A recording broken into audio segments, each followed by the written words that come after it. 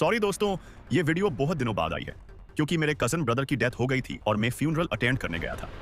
लेकिन अब से मैं रेगुलर वीडियो डालने की कोशिश करूंगा और आप इसे थोड़ा स्पीड अप करके देख सकते हैं। कहानी की शुरुआत होती है और हम देखते हैं हमारे एमसी को जो सोच रहा होता है, क्या मैं फिर से यहां पर आ गया हूं। धुएं से बनी एक तैरती हुई द्वीप यही है। धुआं आसमान का आकाश द्वीप और टूटे फूटे वेस्टर्न स्टाइल बिल्डिंग्स। ऐसा लगता है मानो यहां कभी कोई जिंदगी थी ही नहीं। रुको, क्या वो इंसान है? और हम देखते हैं एक काली सी परछाई को। फिर उसे अच्छे से दिखाया जाता है जो कहता है, आजा लड़के, मैं तुम्हारा इंतजार करूंगा उस अंधेरे खाई के किनारे पर। फिर सीन शिफ्ट होता है और हम देखते हैं एमसी को जो घबराते हुए जाग जाता है और वो सांस भरते हुए कहता है, हाँ, क्या फिर से वही अजीब सपना। तभी नीचे से उसकी मां बुलाते हुए कहती है, सोरा, हम लेट हो जाएंगे। तो दोस्तों, हमारे एमसी का नाम सोरा है, इसलिए मैं इसे सोरा ही बुलाऊंगा। तभी सोरा अंगड़ाई लेते हुए बोलता है, आ रहा हूं।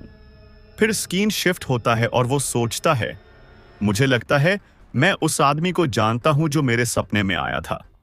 और वो खाई हूं? क्या मैं इन दिनों ज्यादा पढ़ाई कर रहा हूं?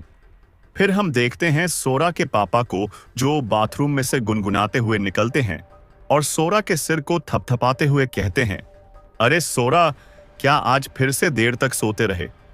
फिर सोरा चिढ़ते हुए कहता, उफ़, मुझे बच्चे जैसा मत ट्रीट करो पापा, मैं अब 15 साल का हो चुका हूं। लेकिन सोरा के पापा मजाक करते हुए कहते हैं, तो क्या हुआ, जरा देखो तो मेरा ये ताकतवर मसल्स से भरा शरीर। ऐसे ही दोनों एक दूसरे के साथ मजाक कर रहे होते हैं कि तभी सोरा के पापा बोलते हैं, हाँ, रीकू के सेल्फ डिफेंस फोर्स में शामिल होने के बाद जिंदगी काफी आसान हो गई है। यह सुनकर सोरा सोचने लगता है, ऐसा है क्या? मेरे भाई को सेल्फ डिफेंस फोर्स में गए हुए तो 3 साल हो चुके हैं। मैं खुद भी भविष्य में एसडीएफ ज्वाइन करने का सोच रहा हूं। फिर स्क्रीन शिफ्ट होती है डाइनिंग टेबल पर और हम देखते हैं सोरा के मम्मी और डैड को, जहां सोरा के पापा हंस रहे थे और सोरा की मम्मी सोरा के पापा को डांट रही होती हैं। लेकिन सोरा फॉय अभी भी सोच रहा होता है। और फिर इस हलचल भरी जिंदगी को अलविदा कहने का वक्त आ जाएगा। लेकिन तभी वो जगह हिलने लगती है। यह देखकर वो सोचता है, क्या भूकंप? लेकिन कहीं ना कहीं मुझे हमेशा पता था कि यह शांत भरी जिंदगी एक दिन खत्म हो ही जाएगी। तभी हम देखते हैं बिल्डिंग के ऊपर एक बड़ी सी टॉवर की परछाई को। फिर हम देखते हैं उस बड़े से टॉवर को जो कुछ बिल्डिंग्स के बीच में से निकल आता है। यह देखकर सोरा घबराते हुए सोचता है, तुम मजाक कर रहे हो, है ना? लड़ाकू विमान?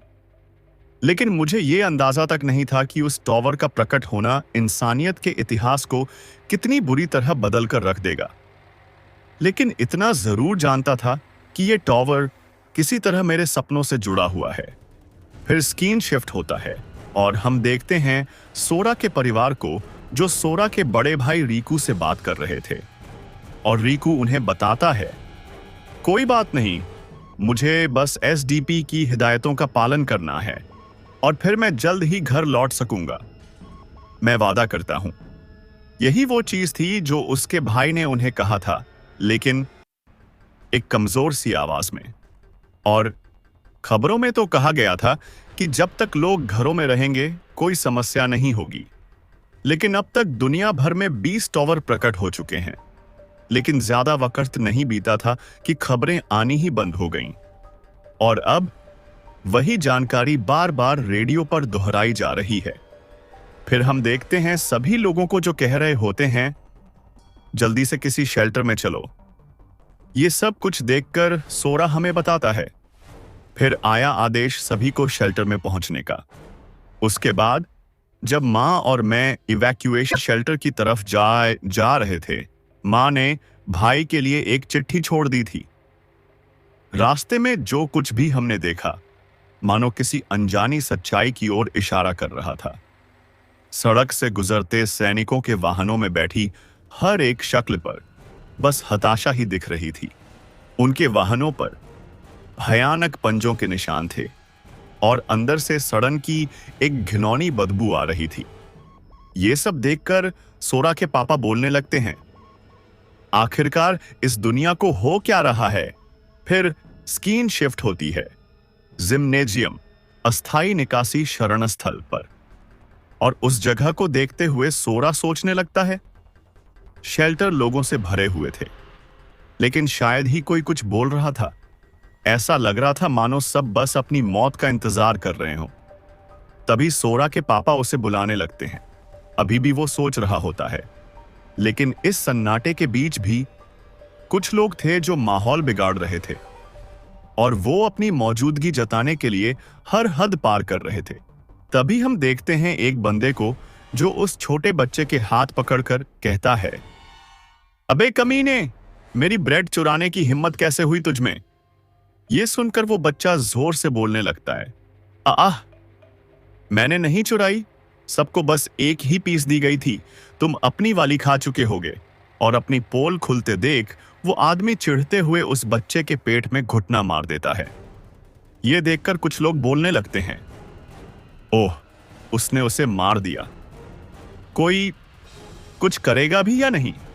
किसी को भी उस बच्चे का साथ ना देते देख वो और भी चौड़ में आते हुए उस बच्चे से डरावने तरीके से पूछने लगता है, हाँ देखो, मेरा पेट तो अभी भरा नहीं है, तो ये ब्रेड मैं ले लूं, कोई दिक्कत तो नहीं है ना। और वो बच्चा घबराते हुए जवाब देता है, हाँ हाँ ठीक है। ये सुनकर वो आदमी बोलने लगता है, तो जब तक ये हालात खत्म नहीं हो जाते तुम्हारी ब्रेड अब मेरी है। वैसे भी ये तो बस कुछ दिनों की ही बात है, ऐसा नहीं है कि तुम मरने वाले हो। लेकिन तभी सोरा के पापा उसके पीछे आ जाते हैं और कहने लगते हैं, ऐ सुनो, तुम्हें पता है हम किस हालात में हैं, फिर भी ऐसा क्यों कर रहे हो। यह सुनकर वो आदमी स्मर्क करते हुए कैसा कहता है, अपने बारे में सोच बूढ़े। फिर भी सोरा के पापा उसे बोलने लगते हैं, उस बच्चे को उसकी ब्रेड वापस दो। ये सुनते ही वो गुस्से में पंच मारते हुए कहता है, चुप रह जा साले। लेकिन सोरा के पापा उसके पेट में किक मारकर नीचे फेंक देते हैं और फिर उसके पापा उस बच्चे को ब्रेड देने लगते हैं। ये सब कुछ देखकर वो आदमी गाली देने लगता है, लेकिन जैसे ही सोरा के पापा उसे घूर कर देखते हैं वो आदमी घबरा जाता है और फिर गुस्से में जाते हुए कहता है, मैं इसे याद रखूंगा। लेकिन तभी सोरा पीछे से घबराते हुए उन्हें बुलाता है, लेकिन उसके पापा उसे बोलने लगते हैं, चिंता मत करो, मैं उस आदमी पर नजर रखूंगा। यह सुनकर सोरा सोचने लगता है, हाँ, मौत के बाद भी मैं उस आदमी को नहीं भूलूंगा। एजी कागावा, वो एक घटिया इंसान है जिसे मुझे बुली करने में मजा आता था। लेकिन तभी एक सैनिक आता है और घबराते हुए कहता है, यह एक आपातकालीन संदेश है, सभी लोग तुरंत शेल्टर के पिछले दरवाजे से बाहर निकलें और ट्रकों में सवार हो जाएं। यह सुनते ही एक चश्मीश आदमी उससे पूछता है, क्यों। तभी वो सैनिक बताता है, वो गोपनीय है, माफ कीजिए, लेकिन मैं कुछ नहीं बता सकता। यह सुनते ही वो आदमी चिढ़ते हुए कहता है, क्या तुम कुछ बोल भी नहीं सकते। पहले तो लोगों को 2 दिन तक अपने घरों से बाहर निकलने नहीं दिया और फिर उन्हें ऐसी जगह ले जाकर इवैक्यूएट कर दिया, लेकिन अब भी तुम कुछ नहीं कह सकते। आखिर हम टैक्स किस बात के दे रहे हैं। और गुस्से में वो अपना बैग नीचे पटक देता है, लेकिन तभी बाहर से कुछ आवाजें आने लगती हैं। यह सुनते ही वो सैनिक घबराते हुए कहता है, वो लोग आ रहे हैं, जल्दी भागो।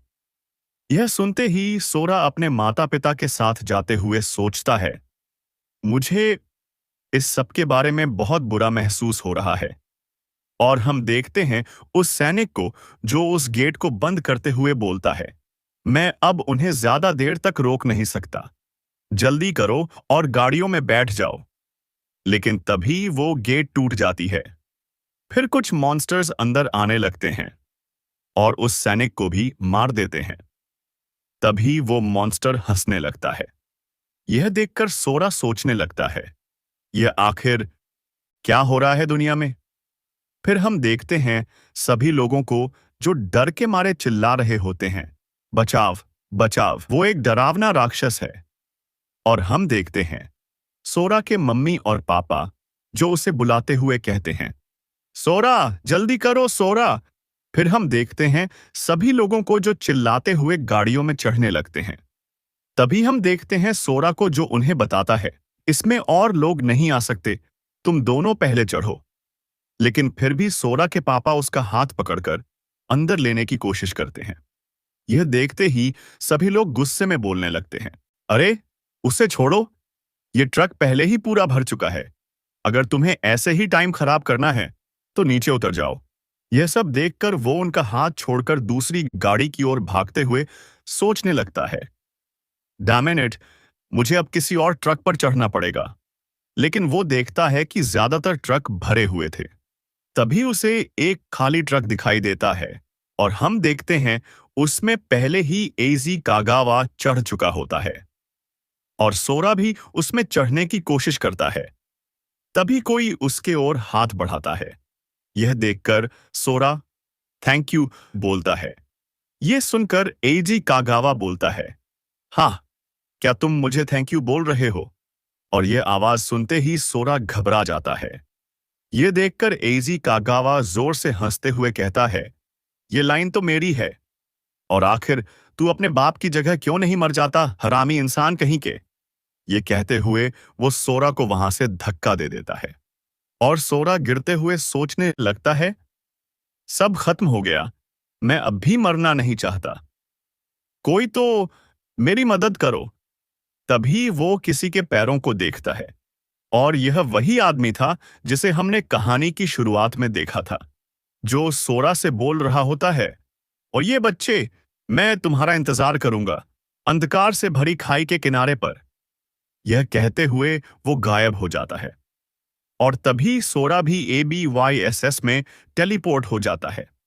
यह देखकर वो सोचने लगता है, अभी अभी वो कोई सपना था क्या, मैं आखिर हूं कहां। तभी और कुछ समझ भी पाता कि उसके ऊपर एक गॉब्लिन हमला कर देता है और वो हमला डॉज करते हुए सोचने लगता है, हूं एक राक्षस, माँ और पापा कहाँ हैं, मैं ही क्यों अकेला हूं यहां, क्या ये नर्क है, क्या मैं मर चुका हूं। यह सोचते हुए वो और भी तेजी से भागने लगता है, लेकिन तभी वो राक्षस पीछे से उसके ऊपर हमला कर देता है। लेकिन सोरा उस हमले को डॉज करते हुए सोचता है, ये कमबख्त राक्षस, तू मेरा पीछा छोड़ क्यों नहीं देता, हरामखोर। तभी वो राक्षस सोरा की तरफ और भी तेजी से बढ़ने लगता है। ये देखकर वो गुस्से में पास्ट की बातें याद करते हुए सोचता है, आखिर ये सब क्या बकवास हो रहा है। पहले तो वो अचानक प्रकट हुआ विशालकाय टॉवर, फिर वो कमीने जो मुझे ट्रक से फेंक गए, उसके बाद वो रहस्यमयी बूढ़ा आदमी, और अब ये राक्षस भी, साले सब के सब हरामी हैं। फिर वो एक पत्थर उठाकर राक्षस के सीने पर हमला कर देता है। राक्षस को मारने के बाद वह गहरी सांस लेने लगता है। तभी सिस्टम की आवाज अपनी आंखें आती है। ये सुनकर सोरा हैरान होते हुए चारों ओर देखने लगता है, लेकिन तभी उस राक्षस के शरीर में से एक मैजिक स्टोन निकल आती है। ये देखकर वो और भी ज्यादा हैरान हो जाता है और जब तक वो कुछ सोच पाता उसे मौशास आए, वो मैजिक स्टोन अचानक से सोरा के शरीर में घुस जाती है। इस वजह से उसके गाल पर बना घाव भी ठीक हो जाता है। ये देखकर सोरा सोचने लगता है, हाँ, क्या मेरे जख्म ठीक हो गए। इतना ही नहीं, मैं खुद को और भी ताकतवर महसूस कर रहा हूं। तो क्या दुश्मनों को हराने से मैं लेवल अप हो जाता हूं, जैसे किसी गेम में। फिर वो उस राक्षस का हथियार उठाकर आगे बढ़ते हुए सोचता है, हो सकता है इस छोटी सी द्वीप पर और भी वैसे ही चीजें हों। मुझे थोड़ा चारों ओर देख लेना चाहिए, कहीं अचानक कोई हमला न कर दे। मैंने पूरी जगह का चक्कर लगा लिया, लेकिन ना तो कोई राक्षस दिखा और ना ही कोई और रास्ता मिला। अगर मुझे यहां से निकलना है तो क्या यही एकमात्र रास्ता है? ये सोचते हुए वो हवा में तैरती हुई सीढ़ियों के पास आ जाता है। फिर वो नीचे जाते हुए सोचने लगता है, स्मोक स्काई आइलैंड के आसपास ये तो कुछ ठीक नहीं लग रहा। गेम्स में ऐसा इलाका आमतौर पर खतरनाक मॉन्स्टर्स का अड्डा होता है। अगर ये कोई गेम होता और मैं गिर जाता तो बस दोबारा जिंदा हो जाता। लेकिन मैं ये टेस्ट नहीं करने वाला कि ये दुनिया वाकई में कोई गेम है या नहीं। मैं पहुंच गया। सीढ़ियां यहीं खत्म हो रही हैं। फिर वो उस टनल के अंदर एंटर करने लगता है और वो एक टोम्ब को नोटिस करता है जिस पर एक मशाल जल रही होती है और उस टोम्ब पर लिखा हुआ था, टुकड़े उन्हीं के होते हैं जो उन्हें उठाते हैं। जो सभी टुकड़े इकट्ठा कर लेगा उसे इस अंधकार से बाहर जाने का अधिकार मिलेगा। ये पढ़कर वो सोचने लगता है, ये यही है वो अंधकार, और मुझे सारे टुकड़े इकट्ठा करने होंगे ताकि मैं यहां से बाहर निकल सकूं। ठीक है, फिर अब मैं पूरी तरह तैयार हूं। शांत दिमाग से सोचूं तो वो राक्षस इतना ताकतवर भी नहीं था। मैं जिंदा रहूंगा और यहां से निकल जाऊंगा। ये सोचते हुए वो सीढ़ियों से नीचे एक बड़े से दरवाजे के सामने आ जाता है और उसे ढकेलते हुए खोल देता है और एक तेज सी रोशनी चारों ओर फैल जाती है। फिर सोरा उन सभी राक्षसों से लड़ते हुए हमें बताता है, एबिस की पहली लेयर 900 मीटर की थी। उस राक्षस के शरीर पर लिखा हुआ नंबर था 1। दूसरी लेयर 1800 वर्ग मीटर की थी और वहां के एक राक्षस पर 2 लिखा था। तीसरी लेयर 3600 वर्ग मीटर में फैली थी और वहां 4 राक्षसों में से एक के शरीर पर 3 अंक लिखा था। टुकड़े सिर्फ उन राक्षसों के शरीर में होते हैं जिन पर नंबर होते हैं। यही टुकड़े अगली लेयर में प्रवेश की चाबी हैं। और जितना बड़ा नंबर होता है, राक्षस उतने ही शक्तिशाली होते हैं। सबसे चिंता की बात यह है कि अब वो चाबियां ढूंढना भी पहले से कहीं ज्यादा मुश्किल होता जा रहा है। फिर हम देखते हैं एक बड़े से आइलैंड को जिसके बारे में सोरा हमें बताता है। हर बार जब मैं ऊपर जाता हूं, इलाका दुगना हो जाता है। ठीक वैसे ही जैसे राक्षसों की संख्या भी दुगनी हो जाती है। लेकिन मैं भी हर बार और मजबूत बनता जा रहा हूं। फिर सीन शिफ्ट होता है और हम देखते हैं सोरा का नया लुक, लंबे और सफेद बाल, और वो पहाड़ के किनारे पर बैठा हुआ था और उसके सामने थी राक्षसों से भरी हुई एक बड़ी सी सेना। फिर अगले सीन में हम देखते हैं सोरा जो सभी को मार चुका होता है और उसके हाथ भी खून से भर चुके होते हैं। फिर वो सोचने लगता है, लेकिन अब वे मेरे मुकाबले के नहीं थे। ऐसे ही वो और कुछ सफेद बालों वाले बकरी जैसे राक्षसों को भी मार देता है। फिर हम अगले सीन में देखते हैं कुछ नोटिफिकेशंस पॉपअप हो रहे होते हैं। Notification. 13th layer 4096 monsters. Notification. 14th layer 16,384 monsters. Notification. 21st layer 1,048,576 monsters. और सोरा गेंडे जैसे दिखने वाले मॉन्स्टर्स को मार के भाग रहा होता है। फिर अगले फ्रेम में हम देखते हैं सोरा को जो बड़े से सेंटिपीड मॉन्स्टर्स के सामने खड़ा था। ये देखकर वो सोच रहा होता है, जब मैं 30वीं मंजिल पर पहुंचा, वहां राक्षसों की तादाद 500 मिलियन तक पहुंच चुकी थी। चाबियां ढूंढना ऐसा था जैसे सुई को भूसे के ढेर में खोजना। और कुछ चाबी रखने वाले राक्षसों की रक्षा राक्षसों के झुंड कर रहे थे, जबकि कुछ दूसरों ने खुद को छोटी छोटी गुफाओं में छिपा रखा था। पर सबसे परेशान करने वाली बात यह थी, हर एक को मारने में लगने वाला वक्त।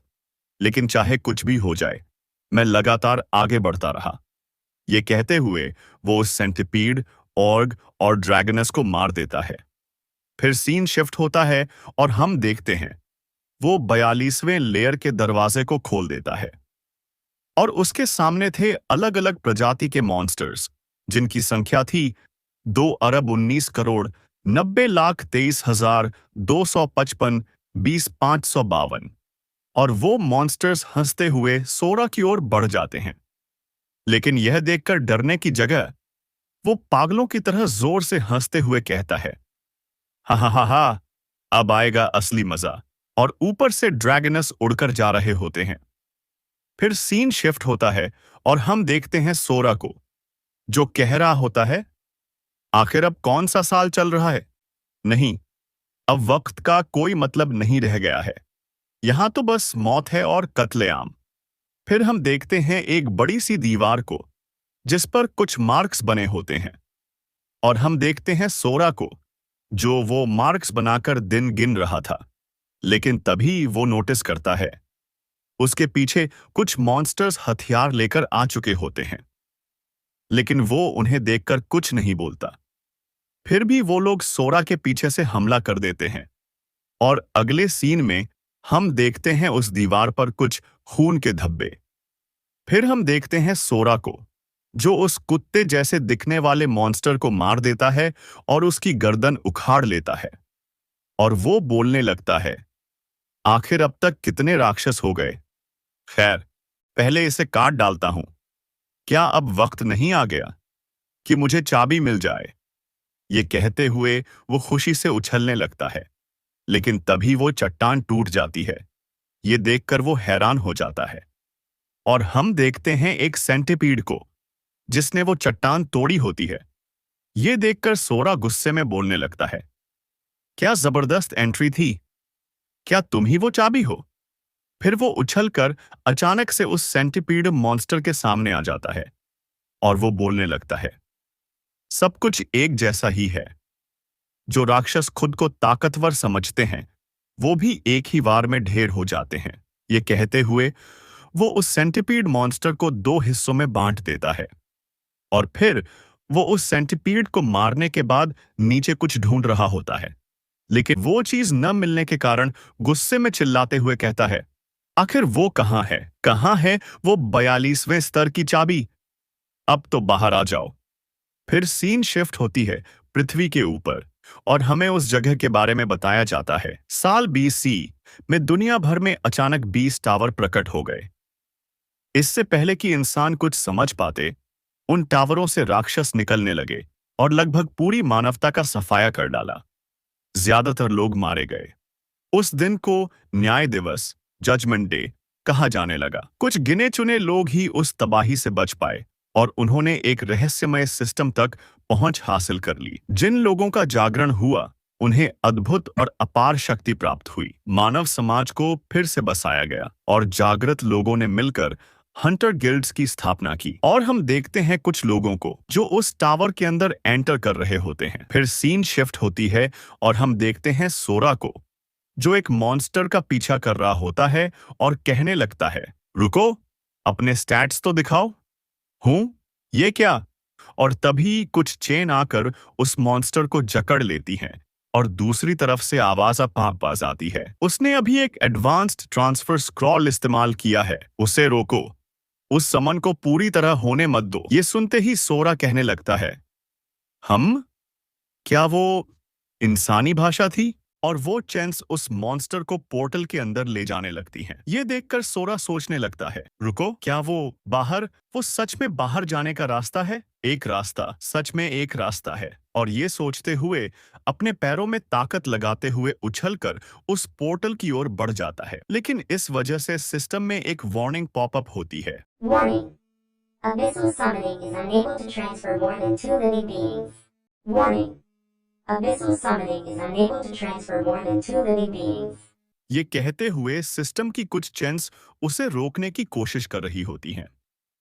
यह देखकर सोरा गुस्से में सोचने लगता है, मैं किसी को भी अपने रास्ते में नहीं आने दूंगा, और उन चेंस को तोड़ते हुए आगे बढ़ जाता है। फिर सीन शिफ्ट होता है धरती के ऊपर। हम देखते हैं एक लड़की को, जिसका नाम होता है यूसोनोजाकी, लेवल 9, और वो कुछ लोगों से बचते हुए भाग रही होती है। लेकिन तभी उसका पैर किसी टहनी पर फंस जाता है और इस वजह से वो घुटनों पर गिर जाती है। और तभी कुछ लोग पीछे से बोल रहे होते हैं, क्या झंझट है, बेहतर होगा कि एडवांस ट्रांसफर स्क्रॉल खुद ही सौंप दो। लेवल 60 की स्क्रॉल तुम्हारे जैसे लेवल 19 के नए बच्चे के बस की बात नहीं है। और तभी दूसरी साइड से एक आदमी बोलने लगता है, स्क्रॉल सौंप दो, वरना मैं बिल्कुल भी रहम नहीं करूंगा। ये सुनते ही दूसरी लड़की बोलती है, उसे मत मारो। फिर वो गुलाबी बालों वाली लड़की बोलने लगती है, हंटर बनाम हंटर की लड़ाई मना है, तुम नियमों को तोड़ रहे हो। और ये सुनकर वो लाल टोपी वाला आदमी बोलने लगता है, नियम? यहां नियम मैं बनाता हूं। स्क्रॉल हमें दे दो, तो शायद मैं तुम्हारे सारे अंग सही सलामत छोड़ दूं।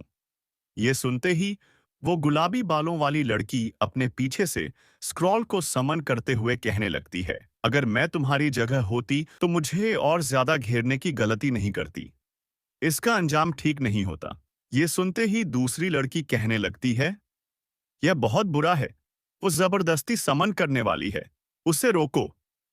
और यह देखकर वो लाल टोपी वाला लड़का गुस्से में उस लड़की पर हमला करते हुए कहता है, हरामजादी, स्क्रॉल मुझे सौंप दे। लेकिन उस हमले को वो लड़की डॉज कर लेती है। ये देखकर वो सोचने लगता है, एक टेलीपोर्टेशन सर्कल।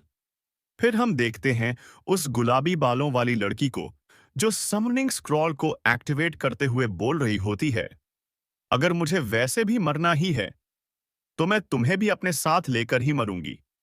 ये देखते ही वो लोग घबराते हुए कहने लगते हैं, यह जबरदस्ती का समन है। इस तरह खींचकर लाए गए एडवांस मॉन्स्टर को कोई कंट्रोल नहीं कर सकता। हम बर्बाद हो गए। उसे अभी रोको। लेकिन उस समनिंग स्क्रॉल से बहुत तेजी से बिजली निकल रही होती है। ये देखकर लाल टोपी वाला लड़का सोचने लगता है, क्या भयानक ऊर्जा है ये। हमारे लिए यह हालात बिल्कुल अच्छे नहीं लग रहे हैं। फिर हम देखते हैं कि उस पोर्टल से कुछ तो समन हो चुका होता है, जिसे देखकर वो लोग घबराने लगते हैं। फिर हम देखते हैं उस मॉन्स्टर को, सर्बेरस लेवल 3। इस चीज को देखकर वो सभी लोग जोर से हंसते हुए कहने लगते हैं, पफट, हा हा, इतनी नौटंकी सिर्फ एक लेवल 3 सर्बेरस के लिए? कितना प्यारा है। लो, ये हड्डी पकड़ो। और हम सोच रहे थे कि तुम कौन सा भयानक मॉन्स्टर समन करोगी। ये है वो स्क्रॉल जिसे बचाने के लिए तुम अपनी जान दांव पर लगा रही थी। क्या मजाक है। इस चीज को देखकर वो बोलने लगती है, आखिर क्यों? लेकिन तभी एक हाथ उस सर्बेरस को बीच में से चीर देता है, और ये हाथ और किसी का नहीं, सोरा का होता है। जिसे देखकर वो लोग बोलने लगते हैं, क्या एक एक ह्यूमनॉइड मॉन्स्टर? ये देखकर वो लड़की कुछ बोलने की कोशिश कर रही होती है, लेकिन इसे इग्नोर करते हुए सोरा खौश होकर कहने लगता है, मैं कर दिखाया। आखिरकार मुझे उस जगह से छुटकारा मिल ही गया। हा हा हा आ आ हा। और उसके प्रेशर से ही सभी लोग दूर हटने लगते हैं, और वो लोग बोलने लगते हैं, सिर्फ उसकी हंसी सुनकर ही मेरा शरीर सुन्न पड़ गया। ये दबाव, ये है कौन? फिर तभी सोरा उस लड़की को नोटिस करता है, और वो तेजी से उसकी ओर आ जाता है और उसे घूरते हुए पूछने लगता है, क्या क्या ये धरती है? ये सुनकर वो लड़की जवाब देती है, हाँ बिल्कुल है। ये सुनते ही सोरा खुश होकर बोलने लगता है, आखिरकार आखिरकार मैं लौट आया हूँ। क्या तुम लोग कॉस्प्ले कर रहे हो या कुछ और? और तभी वो बेवकूफ लोग सोरा पर पीछे से हमला करते हुए बोल रहे होते हैं, टाइगर्स रोअर गिल्ड को हल्के में मत लेना, ओए भिखमंगे। लेकिन जैसे ही उन लोगों की तलवार सोरा की बॉडी से टच होती है, वो टूट जाती है। और जैसे ही सोरा उन्हें घूर कर देखता है, वो लाल टोपी वाला लड़का डरते हुए कहने लगता है, तुम एक मॉन्स्टर हो। ये सुनते ही सोरा बजर्ग हो जाता है और उसे देखने लगता है, लेकिन उसकी नजर में वो एक मॉन्स्टर जैसा दिख रहा होता है, और उसे गर्दन से उठाकर पूछने लगता है, मुझे अपना नंबर दिखाओ। ये सुनते ही वो कहने लगता है, नंबर? तुम किस नंबर की बात कर रहे हो? और तभी सोरा अपने होश में आता है और उसे छोड़ देता है। लेकिन वो बॉस इतना डर चुका होता है कि वो अपने ही पैंट में सुसु कर देता है। और ये चीज देखते ही उसके बाकी साथी भी उसके पास आने लगते हैं, और सोरा उन्हें बोलता है, दफा हो जाओ यहां से। ये सुनते ही वो लोग वहां से भागते हुए कहते हैं, धत्त तेरे की, कमबख्त, मैं ये याद रखूंगा। ये देखकर वो लड़की सोचने लगती है, इतनी ताकत और वो भयानक जख्म, आखिर ये है कौन? क्या वो सच में उस स्क्रॉल से बुलाया गया कोई राक्षस हो सकता है जो अंधकार की गहराइयों से आया है? और तभी सोरा उसकी ओर देखते हुए पूछता है, टावरों के प्रकट होने के बाद से कितने साल बीत चुके हैं? ये सुनते ही वो लड़की जवाब देती है और फिर सोरा गुस्से में पूछता है, क्या ये सच में धरती है? और ये स्क्रॉल वाली बात क्या है? और तुम ऐसे अजीब कपड़े क्यों पहने हुए हो? और सोरा को ऐसे गुस्से में देखकर वो लड़की घबराते हुए जवाब देती है, जब से टावर प्रकट हुए हैं एक सिस्टम इंसानों के सामने आया। उसके बाद एस सिटी पर 7वीं बड़ी हमला हुआ। मैं वहां से भाग आई। ये सुनते ही सोरा घबराते हुए सोचने लगता है, एस सिटी, वहीं तो मैं पैदा हुआ था। और उस लड़की को पकड़ते हुए पूछता है, एस सिटी की हालत अब कैसी है? लेकिन सोरा को इतना करीब देखकर वो लड़की ब्लश करते हुए बता साइक तेरी बताती है, वो जगह तो पहले ही पूरी तरह तबाह हो चुकी है, लेकिन वहां ताकतवर लोगों को भेजा गया है जो उन राक्षसों को मार गिरा पाए। तभी सोरा पूछने लगता है, यहां से एस सिटी तक कैसे पहुंचा जा सकता है? फिर वो लड़की इशारा करते हुए कहती है, उस तरफ। ये सुनते ही सोरा वहां से निकल जाता है और ये देखते ही वो लड़की भी हैरान हो जाती है और सोचने लगती है, ओह, वो अकेले ही जा रहा है। काफी रहस्यमयी आदमी निकला ये। मुझे अपनी बहन को बताना होगा। फिर सीन शिफ्ट होती है और हम देखते हैं उन लोगों को जो कह ही रहे होते हैं वो कमी ना कहीं का, लेकिन तभी उनके सामने कोई आ जाता है और उनसे पूछने लगता है, तुम लोग कौन हो? मैं उसकी मौजूदगी तुम सब में महसूस कर सकता हूं। मैं तुम्हें सिर्फ 3 सेकंड देता हूं, बताओ वो कहां है? ये सुनते ही वो लोग पहले तो हैरान हो जाते हैं और फिर उनका बॉस बोलने लगता है, साले, मजाक कर रहा है क्या? अब क्या बकचोदी है? लेकिन यह सुनते ही सोरा उन्हें मारते हुए कहता है, टाइम्स अप। और तभी सिस्टम में नोटिफिकेशन पॉप अप होने लगती है। आएगा। Level 34 duet.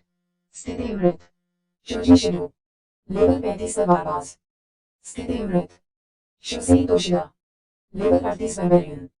स्थिति मृत। फिर सिन शिफ्ट होती हूं ऑसीहेमोस tower front tigers road guild headquarter के ऊपर और हम देखते हैं एक लड़की को जो किसी को बता रही होती हैं। मास्टर तोशिदा की 4 लोगों की टीम से कोई जीवन संकेत नहीं मिल रहे हैं और सोनोजाकी व उस स्क्रॉल का भी कुछ पता नहीं है। ये सुनते ही उनका बॉस रिच मुकाई गुस्से में बोलने लगता है, कितनी निकम्मी टीम थी। तुमने जिन लोगों की सिफारिश की थी वो एक लेवल 19 समनर तक को नहीं हरा सके। उनके सभी सिग्नल एक ही वक्त पर बंद हो गए। मतलब उन सभी को एक ही वार में मार डाला गया। पता लगाओ ये किया किसने है और सोनोझाकी को पकड़ो और उससे सब कुछ सच सच उगलवाओ। मैं किसी को नहीं छोड़ूंगा जो मेरे लोगों को हाथ भी लगाएगा। और वो ये बोल ही रहा होता है कि तभी उसके सामने से सोरा उछालते हुए निकल जाता है और ये देखकर रिक्त मुकाई बोलने लगता है, ये भयानक खून की गंध, कौन था वो? क्या वहां एक फॉलन जोन नहीं है? ये आक्रमण पूरी तरह अलग स्तर का है, कोई शक नहीं। इसमें बड़ी ताकतें शामिल हैं। जो टावर पिछले 5 सालों से सो रहा था आखिरकार अब हरकत में आ गया है। और अब सभी सर्च पार्टीज को तुरंत पीछे हटाओ। फिर सिन शिफ्ट होता है और हम देखते सोरा को जो एस सिटी फॉलन जोन की ओर बढ़ते हुए सोचने लगता है, यह एक इमरजेंसी है। पिछले 5 सालों से जब मैं एबिस में फंसा हुआ था तब तक यह जगह नर्क बन चुकी थी, लेकिन एबिस में मैं जो कभी कमजोर था वो ताकतवर बन गया। मेरी सारी सेंसेस मर चुकी थीं। मैं खुद भी एक दरिंदा बनते बनते बचा, लेकिन अपने परिवार को याद करके ही मैंने हार नहीं मानी। जिन राक्षसों से मैं कभी डरता था अब वो सिर्फ कीड़े मकोड़े लगते हैं। पापा, मम्मी, भाई, प्लीज सुरक्षित रहना। फिर सिन शिफ्ट होता है एक बिल्डिंग के ऊपर जिसके अंदर सोरा जाते हुए सोचने लगता है, एस सिटी कभी जिंदा दिल और चहल पहल से भरी रहती थी, लेकिन अब वो एक वीरान बंजर जमीन बन चुकी है। हर इमारत ऐसे चकनाचूर है जैसे कोई भयानक भूकंप आया हो। फिर भी कहीं ये निशान नहीं मिलता कि राक्षसों ने किसी को मारा हो। जब से लोगों को यहां से निकाला गया है, तब से यहां कोई भी रहने वाला नहीं होना चाहिए। और ये सोचते हुए वो दरवाजा खोलने की कोशिश करता है, लेकिन उसकी ताकत की वजह से वो दरवाजा ही टूट जाता है। फिर वो अंदर एंटर करके चारों ओर देखते हुए बोलने लगता है, मुझे मालूम था कि यहां कोई नहीं होगा, फिर भी मैं आ गया। आखिर ये जगह मेरी खुशियों से भरी यादों से जुड़ी है। और तभी वो टेबल के ऊपर एक लेटर को नोटिस करता है, जिसके ऊपर लिखा हुआ था, प्यारे सोरा, सब कहते हैं कि तुम अब इस दुनिया में नहीं रहे, लेकिन तुम्हारी माँ और मैं इस बात पर यकीन नहीं करते। हमने तुम्हारा सारा सामान समेटा और तुम्हारे पुराने कमरे की तरह सब कुछ वैसे ही सजा दिया है। हमें पूरा यकीन है कि तुम वापस आओगे। ये पढ़कर सोरा रोते हुए सोचा, उन्होंने अपनी जान की परवाह किए बिना मेरी खातिर यहां लौटने का जोखिम उठाया। और उस लेटर में जो लिखा हुआ था वो याद करते हुए वो उन जगहों को चेक करने लगता है। हमने तुम्हारे पसंदीदा कपड़े भी रख दिए हैं, साइज एस से लेकर एल तक, ताकि जब भी तुम लौटो तुम्हें साफ सुथरे कपड़े पहनने को मिलें। दराज में शेल्टर 6 का एक नक्शा रखा है। ये चिट्ठी पढ़ने के बाद वादा करो कि तुम हमें ढूंढने आओगे। हम हमेशा तुम्हारा इंतजार करेंगे। प्यार के साथ, माँ और पापा। ये याद करते हुए वो उस फोटो को अपने सीने से लगाकर रोने लगता है। फिर वो एक चाकू लेकर अपने लंबे बालों को काट देता है और सोरा आईने में अपने नए लुक को देखते हुए सोचने लगता है, शायद मैं वो दिन फिर से हासिल कर सकूं जो मैंने खो दिए थे। शेल्टर 6। मैं नक्शे के हिसाब से पूर्व की तरफ जाऊंगा, सीधे शेल्टर 6 तक। लेकिन रास्ता बुरी तरह तबाह हो चुका है। नहीं, अपना खुद का रास्ता बनाना ज्यादा तेज और बेहतर होगा। और ये सोचते हुए वह बिल्डिंग की ऊपर की ओर जंप कर देता है। फिर हम देखते हैं एक उड़ते हुए मॉन्स्टर को, लेकिन तभी सोरा उस मॉन्स्टर को मार देता है और वो ऐसे ही बिल्डिंगों के ऊपर से जंप करते हुए आगे बढ़ने लगता है। फिर हम देखते हैं दो लोगों को जो बात कर रहे होते हैं। वो क्या था? मुझे लगा मैंने कोई जोर की आवाज सुनी। तू शायद नशे में है और वहम हो रहा है। पहले ही ये गार्ड ड्यूटी काफी बोरिंग है। लेकिन तभी सोरा उनके ऊपर से निकल जाता है। ये देखकर वो लोग चौंकते हुए बोलते हैं, वो क्या था? और मैं ठीक से देख भी नहीं पाया। और तभी उनका तीसरा साथी उन्हें अपने फोन में एक वीडियो दिखाते हुए कहता है, अरे, क्या तुमने भी अभी वो देखा? मैंने उसे कैमरे में रिकॉर्ड कर लिया। वो क्या कोई इंसान है? फिर सीन शिफ्ट होती है एक लड़की के ऊपर जो घबराते हुए कह रही होती है, नहीं, मेरे पास मत आना, प्लीज मुझे माफ कर दो। मैं तो बस खाना ढूंढने के लिए यहाँ आई थी। ये सुनकर वो लोग बोलते हैं, देखो जरा, बंजर जमीन में एक जिंदा बचा इंसान। काफी बढ़िया जिस्म है तुम्हारा। काफी वक्त हो गया है किसी औरत को देखे हुए। फिर हम उनके लीडर को देखते हैं, जिसके मुंह से पानी टपक रहा होता है और जो बोल रहा होता है, चिंता मत करो, हम अच्छे लोग हैं, हम तुम्हारा अच्छा ख्याल रखेंगे। ये देखकर वो लड़की और भी ज्यादा डरते हुए कहती है, नहीं प्लीज मत करो। लेकिन वो लीडर फिर भी गंदी हरकतें करते हुए कहता है, डरो मत, मैं नरमी से पेश आऊंगा। वैसे भी तुम्हारे जैसे जिस्म का मजा न लेना तो गलत होगा ना। लेकिन तभी सोरा वहां पर एंट्री करता है और बोलने लगता है, कुछ चीजें कभी नहीं बदलती, जैसे कि तुम सब आज भी वही घटिया कचरा हो। ये सुनते ही वो लीडर गुस्से में बोलने लगता है, कौन है वहां? अगर तू बीच में टांग अड़ाने आया है तो यूं ही नहीं जाने देंगे, पकड़ो उसे। ये सुनते ही उसके गुंडे सोरा को गालियां देते हुए उस पर हमला करने लगते हैं और तभी सोरा पहले बंदे को थप्पड़ मारकर दूर फेंक देता है। जब दूसरा बंदा तलवार से हमला करता है तो सोरा उसे डॉस करते हुए उसका हाथ ही तोड़ देता है। अपने लोगों की हालत देखकर लीडर गुस्से में बोलता है, आखिर तुम हो कौन हरामजादे? मैं टाइगर्स रोअर गिल्ड का मेंबर हूं। अगर तुमने मुझे छूने की भी कोशिश की तो गिल्ड तुम्हें छोड़ेगी नहीं। ये सुनकर सोरा गुस्से में बोलता है, एजी कगावा, तू इतनी जल्दी भूल गया उस इंसान का चेहरा जिसे तूने मार ही डाला था? ये सुनते ही एजी कगावा घबराकर पीछे हटते हुए बोलता है, क्या तुम मुकुजिमा हो? ये तो नामुमकिन है। दूर रहो। तुम अब तक जिंदा कैसे हो सकते हो? सोरा थोड़ा निराश होकर अचानक उसका गला पकड़ लेता है और कहता है, हाँ, बिल्कुल सही पहचाना। मैं नर्क की गहराइयों से रेंगता हुआ वापस आया हूं, सिर्फ तुम्हारी वजह से। और अब तुम्हारी बारी है वहां जाने की। और सोचने लगता है, मैं तुम्हारी सारी इज्जत चीर कर रख दूंगा। अब ये मेरी ताकत है। अगर तुम सबसे ज्यादा ताकतवर हो तो तुम हर चीज को अपनी मर्जी के आगे झुका दे सकते हैं। फिर हम देखते सोरा के पीछे से बहुत ज्यादा रेड और डार्क ओरा निकल रही होती हैं और सोरा सोचने लगता है, तूने हमेशा मेरे पहले वाले खुद को ही सताया है। उफ, वो दर्द, वो बेइज्जती, वो बेबसी, आज मैं वो सब कुछ तुम्हें लौटा रहा हूँ। मैं तुम्हें तंग क्यों करता हूँ? क्योंकि तुम्हारी इज्जत को कुचलने में बहुत ज्यादा मजा आता है, बेवकूफ। और तभी सोरा अपने सेंसस में आ जाता है और उसका गला छोड़ देता है। फिर एजी कगावा बैठकर खांसने लगता है और ये देखकर सोरा अपने सर को पकड़कर सोचता है, नहीं, मैं उसके जैसा नहीं बन सकता।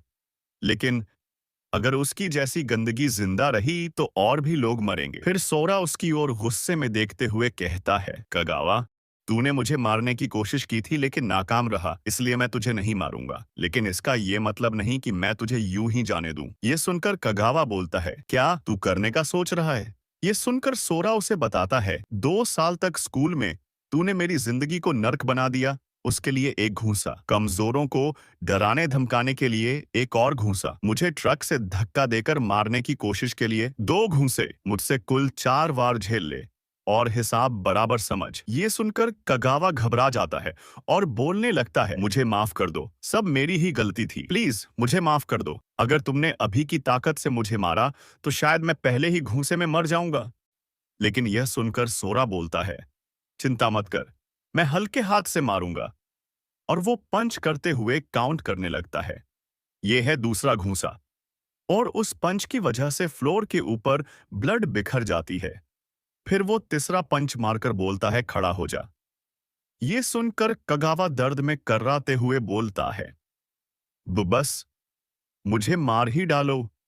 लेकिन तभी सोरा उसके मुंह के ऊपर लात मारने लगता है और वो सोचता है, इसके चारों हाथ पांव काट दिए गए हैं और बिल्कुल अंधा हो चुका है।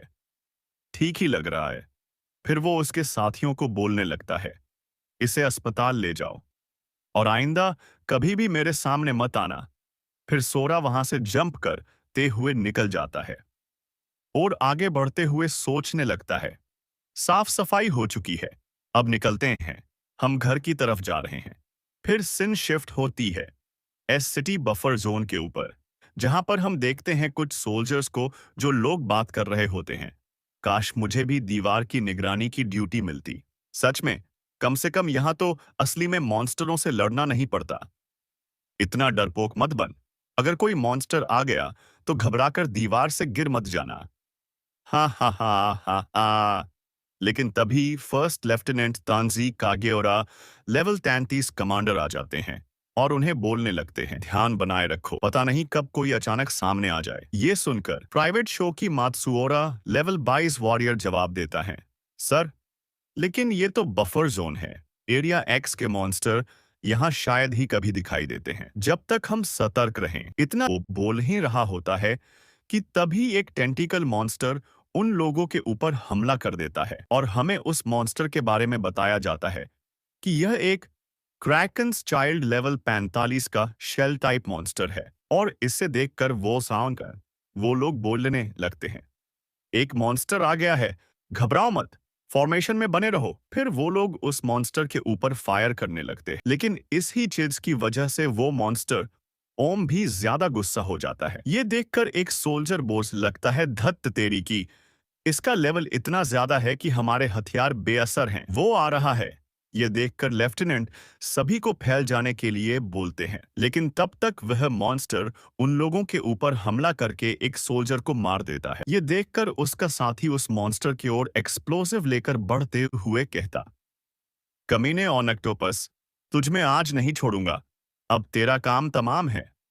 और पीछे से कुछ सोल्जर्स उसे कव्वार दे रहे होते हैं और वो सोल्जर्स उस मॉन्स्टर के पास आ चुके होता है। लेकिन तभी वो मॉन्स्टर अचानक से हमला कर ना बंद कर देता है। ये नोटिस करते ही वो लोग हैरान होते हुए कहने लगते हैं, इसने हमला करना बंद कर दिया? क्या मतलब? ये देखकर लेफ्टिनेंट बोलने लगता है, क्या ये किसी चीज से डर गया है? और हम देखते उस मॉन्स्टर को जो किसी चीज को सेंस करके डर रहा होता है और अपने टेंटिकल्स से खुद को ढक रहा होता है कि ये देखकर वो लोग बोलने लगते हैं, मुझे नहीं पता ये किससे डरा है, लेकिन यही हमारा मौका है, मर जा। ये कहते हुए वो उस एक्सप्लोसिव को उस मॉन्स्टर की तरफ फेंक देता है और तभी एक बड़ा धमाका हो जाता है। ये देखकर वो लोग बोलने लगते हैं, क्या हमने उसे मार डाला? लेकिन उस धमाके से भी उसे कुछ नहीं हुआ होता है। ये देखकर वो सोल्जर घबराते हुए बोलने लगता है, हाँ हाँ, इस पर कोई असर ही नहीं हुआ, ये नामुमकिन है। और तभी वो मॉन्स्टर उसके ऊपर हमला करने जा ही रहा था कि तभी सोरा उस मॉन्स्टर का सर क्रश करते हुए वहां पर लैंड करता है। ये देखकर सभी लोग हैरान हो जाते हैं और लेफ्टिनेंट बोलने लगता है, वह मॉन्स्टर जिस वजह से डरा हुआ था क्योंकि वो इंसान वहां है और उसने एक ही वार में उस मॉन्स्टर को मार डाला जो धमाके के बाद भी जिंदा था। ऐसी एस रैंक की विनाशकारी ताकत बहुत कम लोगों के पास होती है। फिर वो सोचने लगता है, मैंने इस लड़के को पहले कभी नहीं देखा। कुछ भी हो जाए मुझे पता लगाना ही होगा कि ये है कौन है। फिर लेफ्टिनेंट एक स्किल को यूज करने लगता है और हमें उस स्किल के बारे में बताया जाता है, स्पेशल स्किल इंस्पेक्ट एडवांस्ड। इस स्किल के जरिए यूजर किसी टारगेट की विस्तृत जानकारी देख सकता है। यूजर और टारगेट के लेवल में जितना कम अंतर होगा, जानकारी उतनी ही सटीक दिखाई देगी। लेकिन वो किसी चीज को देखकर हैरान हो जाते हैं। फिर हम देखते सिस्टम के ऊपर एक नोटिफिकेशन पॉपअप होती। Warning. System alert, show your respect. ये देखकर लेफ्टिनेंट सोचने लगता है, मैं उसकी जानकारी देख नहीं पा रहा। लेकिन तभी उसका सर चक्कराने लगता है और वो गिरने लगते हैं।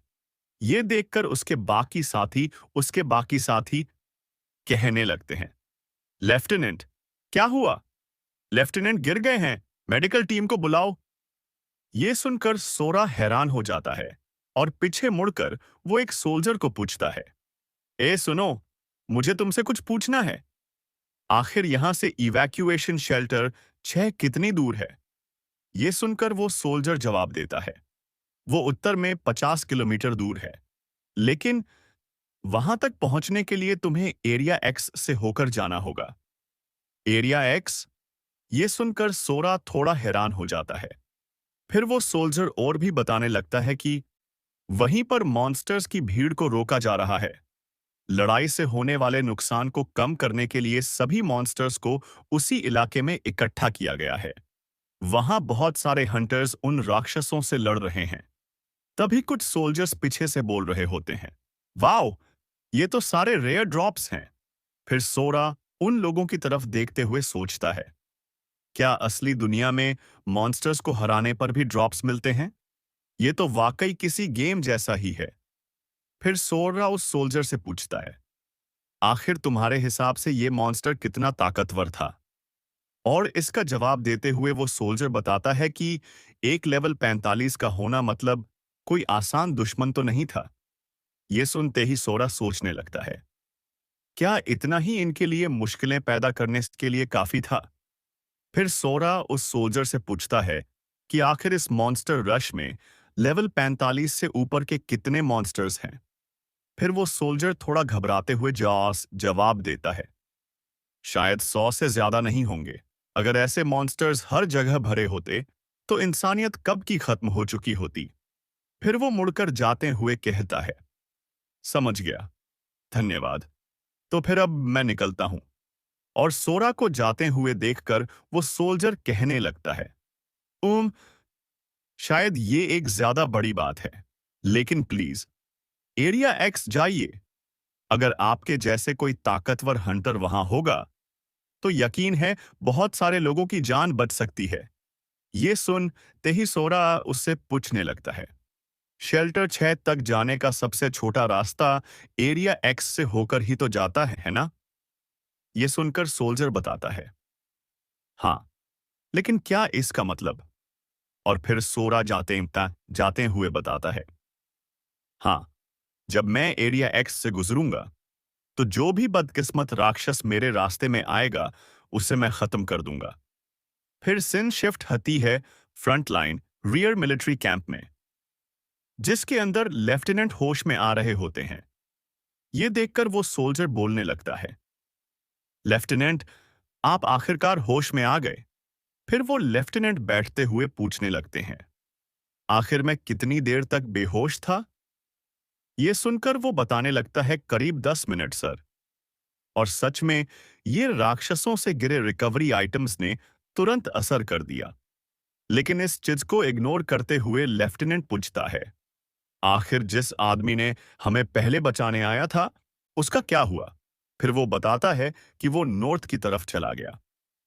ये सुनकर पहले तो लेफ्टिनेंट बोलते हैं, ओह, नॉर्थ की तरफ। फिर वो अचानक से चौंकते हुए बोलने लगते हैं, रुको, तुमने अभी क्या कहा?